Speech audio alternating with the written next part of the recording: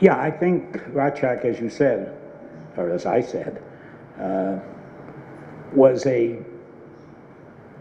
intense but fairly small massacre. There were other ones much bigger in size and in horror than what happened in the village of Rachak in 1998. The context was a combination of things. First, there was the effect of what had happened in Bosnia somewhat earlier, in which the international community felt guilty it had stood by when there were very, very violent outbreaks of violence in Srebrenica, in many parts of Bosnia-Herzegovina. There was also, in my opinion, some very special parts of the context in which Rachak happened that I mentioned in the book. And it's kind of hard to explain, but let me try very quickly. The KVM came in here in October, and here it was just 2.5 months later. There were a lot of stories of previous massacres here. The Yashadi family was obviously well known here, but not around the world. One of the reasons for that was that I don't know if the journalists got to the Yashadi site and reported right away what had happened. But I was able to get out to Rachak within a mere 8-10 hours of when the killing had taken place. So there was the immediacy of my and the KVM's arrival at the site, and I said what I saw. I just explained what I had seen and a conclusion that I and others drew from it. And it went around the world in terms of the news that an international mission head had said this was a massacre, a crime against humanity. And the world had to react, and it did, with front page stories, etc. Now, normally that would have died over time. That would have evaporated as other massacres took place here and elsewhere in the world. But there were a couple of things that happened that were happening at that time. And I mentioned them in the book, and maybe some of them have nothing to do with what happened, but the leaders of the contact group, the leaders of the large nations that were involved and worried about what was happening in Kosovo, each one of the persons, had reasons to try and divert attention from something that they were involved in. The one I know best, because I was following the news in Washington, was of course Bill Clinton, the president, was being being hounded by our Congress. They were going to try and impeach him, and there was constant stories in the newspapers about Monica Lewinsky, the scandals, and all this sort of thing. So Bill Clinton, I admire him as a president, but at that moment he was very underwater with his personal problems. In London, Tony Blair, another principal at the time, he was having serious problems with the Parliament. Every day he was being called up at the parliamentary sessions and criticized for one or another policy. In Germany, Chancellor Schroeder he had just come into office. There was a lot of arguments in Germany about whether he was going to take Germany in a more militaristic way. Were they going to be more involved in NATO and that sort of thing? So he had his problems.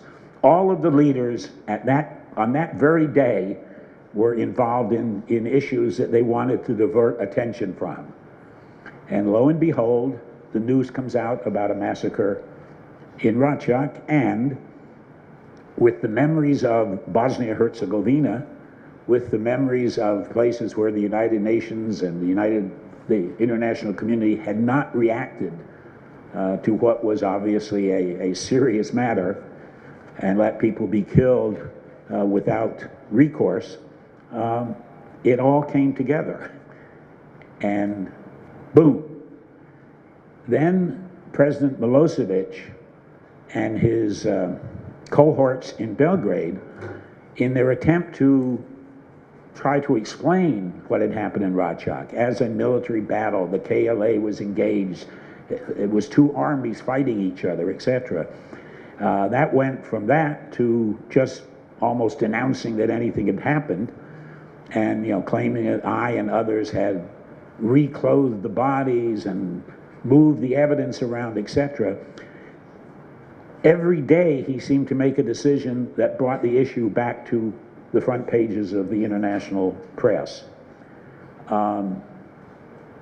As I say, he made mistakes, tactical mistakes, that propelled it once again every day to the front pages of the press. And so the leaders of the free world, as we call them, including Russia, decided that something had to be done. And that was when NATO got pulled into it.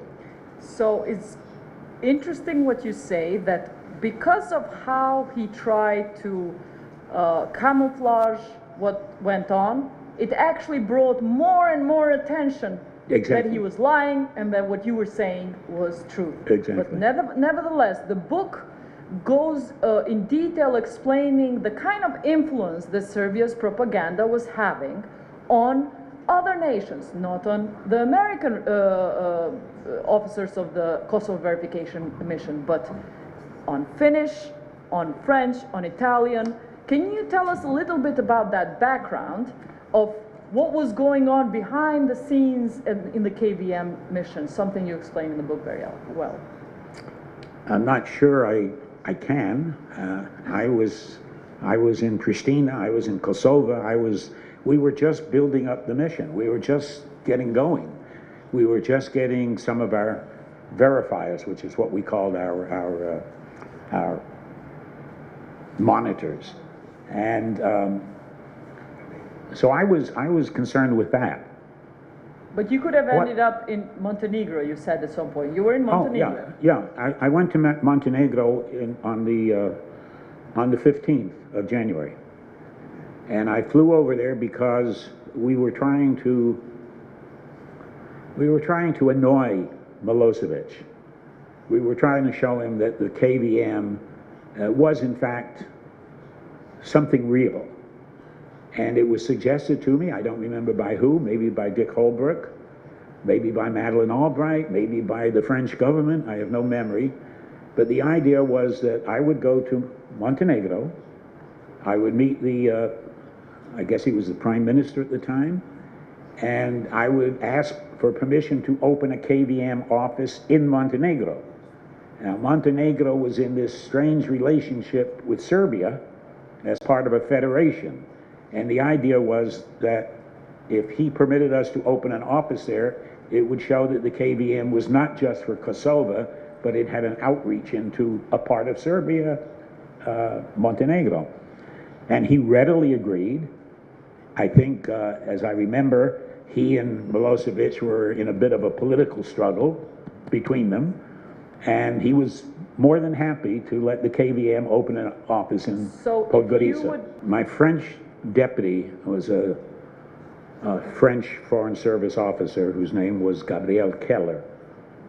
And Gabriel came to me in a sort of strange way, which is in the book.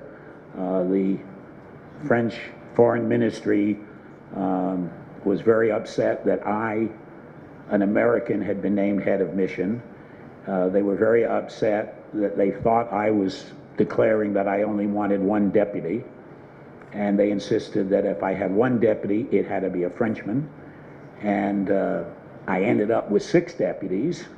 Thus I learned how European politics work. But the French government always insisted that Gabriel Keller, Ambassador Keller, was my principal deputy, so that if I stood aside, if I was traveling, if I was otherwise occupied, Gabriel Keller would speak for the KVM.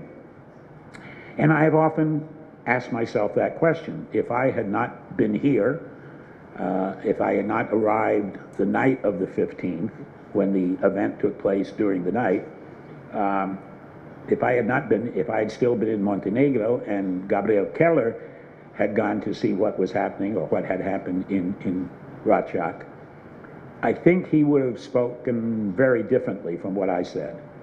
Number one, Gabriel claimed that he, alone among my deputies, understood the Serb mentality. He accepted the fact that Belgrade had to act very strongly when faced with the KLA, when faced with an armed insurrection. He was also, as many French diplomats are, very reluctant to use strong words. So if he had gone to Ratchak, I think, I'm only guessing, I think he would have explained it as something has happened here. There are two sides to the story. The government says it was a battle between the KLA and the Serb security forces. On the other side, there are people who say that it was a massacre. I do not know. I, Gabriel Keller, do not know, and I am calling for an intense investigation. And I am calling on the world to look into this and examine it, which is what diplomats usually do. Why did you say crimes against humanity instead of something bland that would have never made history? Well, number one, I saw it, and I saw the results of something that had happened just hours before. There had been no time for anyone on any side of the issue to change the scene, change the crime scene. And what I saw looked like a massacre, sounded like a massacre. My verifiers, the KVMers who were there, they were out and about. They were picking up bullet casings and that sort of thing. And it was quite obvious that the shooting had come down from the ridge above where the 45 villagers were killed. The evidence was quite clear what had happened. Now, why did I say what I said? Maybe because I came from the American Foreign Service with, as you say, 35 years experience in Latin America, not in Europe. In Europe, diplomacy is handled a little differently than it is in Latin America. Explain a little differently.